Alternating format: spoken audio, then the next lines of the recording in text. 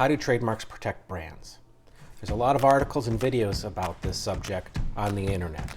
The problem is most are written by lawyers. So they're in legalese or they read like stereo instructions.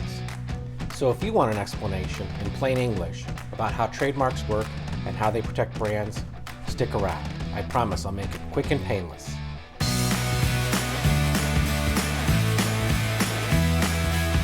Let's start off with a quick discussion about brands. If you're going to be in business for any amount of time, you're going to be building a brand. It's who you are, what you do, and why you do it. Now, when I talk about a brand, I'm talking about that promise of value, exactly what the customer expects to get for their money. Now, it could be something as straightforward as the lowest price, the highest quality, the friendliest service, the most luxurious feel. All of those are the customer's expectations, and that is the foundation of your brand. Now, make no mistake, even the customer's expectation of the lowest possible price can still be very, very valuable in the marketplace. Consider Walmart. That's the foundation of their entire brand.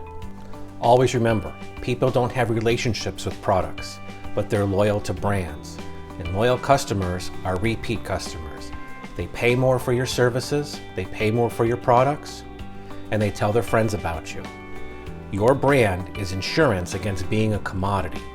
Your brand is insurance against having to compete solely on price. And that's why brands matter. I have to admit, a lot of this sounds intangible. And in many ways, brands are intangible, like ideas, opinions, and feelings. So how do you quantify happiness or satisfaction? It's very, very hard. That's where trademarks come in. See, trademarks represent brands. And more specifically, they represent and protect the customer loyalty and what we call goodwill that attaches to that brand. Now, when I'm talking about trademarks, I mean names, logos, slogans, catchphrases. When you protect your trademark, you are protecting the customer loyalty that's attached to your brand.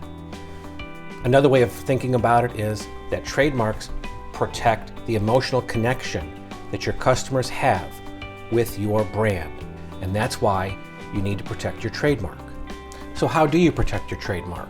Well, the single best way to do that is with a federal trademark registration from the United States Patent and Trademark Office. A federal registration is going to give you the exclusive right to use your mark in all 50 states. This means you can stop copycats. Now, if you don't register your mark, then anyone else can use it to represent their brand, maybe even a competitor. Also, consider this.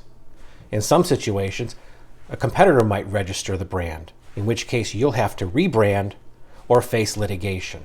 Not a pleasant thought. These are just some of the reasons why it's important to get a federal trademark registration. See, I told you it wasn't going to be that painful. Anyhow, thank you for watching this video. If you found it useful, please go ahead and give it a like.